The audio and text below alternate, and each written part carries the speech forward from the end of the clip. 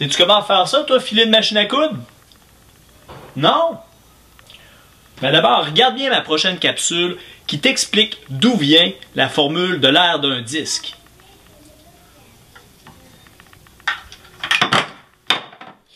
L'idée dans n'importe quelle formule d'air qu'on utilise, nous au secondaire, c'est toujours d'essayer de se ramener à quelque chose qu'on connaît, par exemple, un rectangle.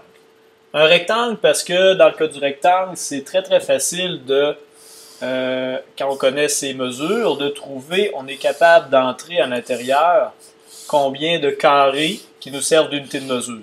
Par exemple, combien de centimètres carrés. On a seulement à prendre notre base, notre hauteur, et puis ensuite dire l'aire de notre figure, c'est la base multipliée par la hauteur. Donc, on va toujours essayer de se ramener à cette situation-là. Par exemple, en première secondaire, quand vous aviez un parallélogramme, il était possible toujours encore là, de prendre la base et la hauteur de votre figure, de prendre une partie de votre parallélogramme, disons cette partie-là, de l'amener ici à l'autre bout pour compléter votre rectangle. Celle qui est ici n'existe plus, est rendue de l'autre côté. Et on se rendait compte que pour notre parallélogramme, encore là, la formule d'air, c'était simplement la base multipliée par la hauteur. Même chose pour différentes figures.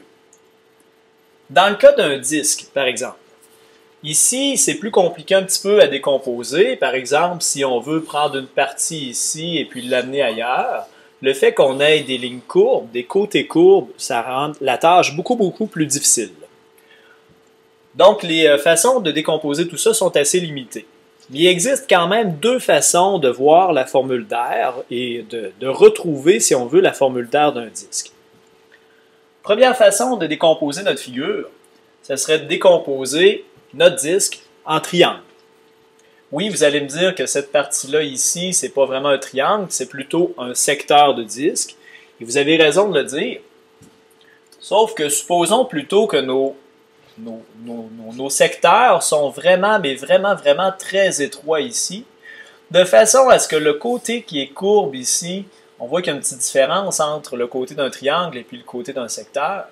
Si notre triangle était vraiment très étroit, on va dire infiniment étroit, alors le côté courbe ici, la courbe serait négligeable, serait tellement petite qu'on pourrait faire comme si effectivement c'était un côté droit. Donc, décomposons notre disque en figure comme ça, en petits triangles, mais vraiment très étroits, un grand nombre de triangles très étroits. Et supposons qu'on va venir découper chacun de ces secteurs-là du centre de notre figure jusqu'au bord en laissant juste ici un tout petit morceau de papier, juste assez pour que le tout se tienne et qu'on déroule tout ça. On obtiendrait une figure qui ressemble à celle qui est ici.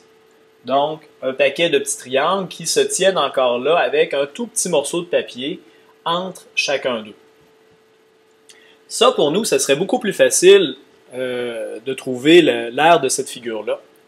Parce qu'à ce moment-là, nous, on sera en mesure, disons, de compléter tout ça, de tracer un grand rectangle qui englobe tout ça. Et puis, on connaîtrait les mesures aussi de cette figure-là.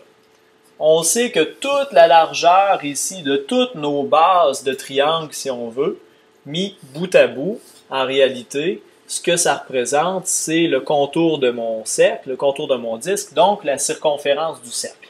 Ici, on a notre circonférence.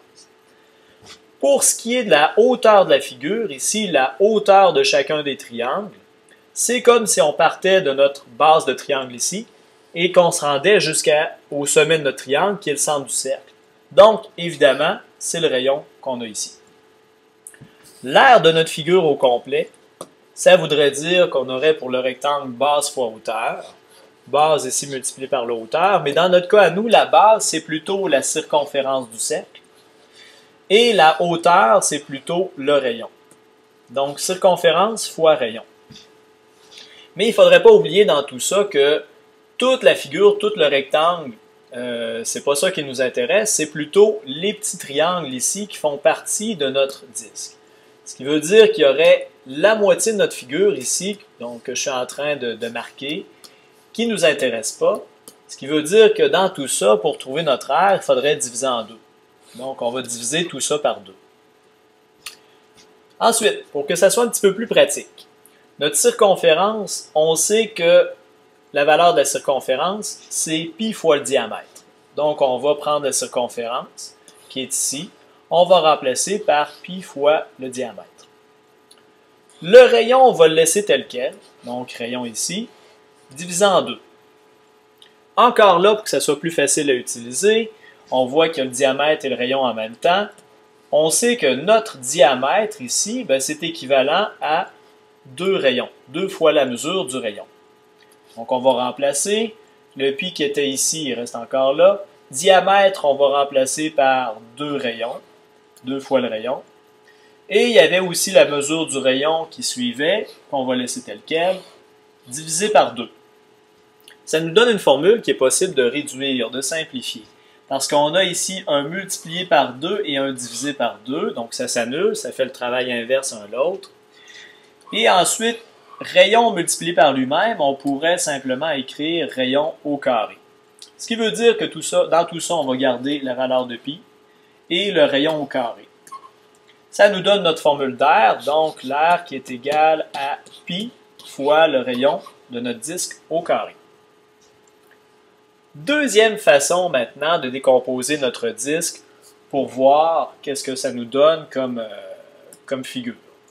Donc on va prendre le même disque, mais cette fois-ci, on imagine qu'on découpe des fines bandes de papier tout autour du disque en commençant par l'extérieur. Donc on commence par découper une très étroite bande de papier, ensuite une deuxième, une troisième, une quatrième, etc. jusqu'à ce qu'on atteigne le milieu de notre disque. Ensuite, on va supposer qu'on prend tout ça, qu'on découpe tout ça ici, et qu'on déroule chacune de ces bandes étroites de papier-là. Donc, la première qui est ici à l'extérieur, on va la dérouler, on va la mettre à plat quelque part ici. Ensuite, la deuxième qui est juste à côté, on va l'aligner ici à gauche, on va la dérouler par-dessus la première, mais évidemment, comme elle est plus proche de l'intérieur, elle est un petit peu moins longue. Même chose pour la troisième qu'on va mettre par-dessus. Même chose pour la quatrième et la cinquième, etc., etc., etc. On déroule toutes nos bandes de papier qu'on met toutes une par-dessus l'autre. Une fois que tout ça est fait, la figure qu'on obtient, si effectivement nos bandes de papier étaient vraiment, mais vraiment très étroites, on aurait une figure qui serait triangulaire. Dans notre cas à nous, on est capable encore là de trouver l'aire de cette figure-là. On sait que l'aire d'un triangle, c'est la base multipliée par la hauteur divisée par 2. Dans notre cas à nous, la base de notre figure, ça correspond à la longueur de la première bande de papier qu'on a déroulée. Donc, la longueur de cette bande-là, dans notre cas à nous, c'est la circonférence de notre disque. Donc, la base, on peut remplacer par la circonférence. La hauteur, maintenant, de notre figure, la hauteur qui est ici dans notre triangle, c'est l'empilement de chacune de nos bandes, l'épaisseur de chacune des bandes. Donc, du bord ici de la circonférence jusqu'au centre, ça correspond au rayon de notre disque. Le divisé en 2, il était déjà ici dans notre formule, on le laisse tel quel. Comme tantôt, on va transformer un peu nos symboles de façon à faire un peu de ménage là-dedans. Circonférence, ici, c'est égal à pi fois le diamètre.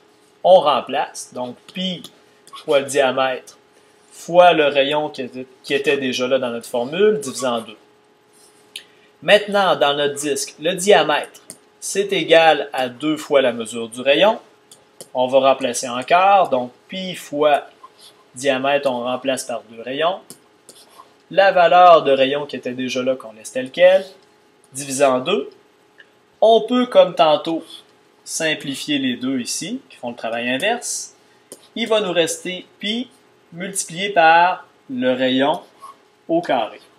Et on obtient encore la même formule, c'est-à-dire que pour l'air, la valeur est de pi fois le rayon au carré.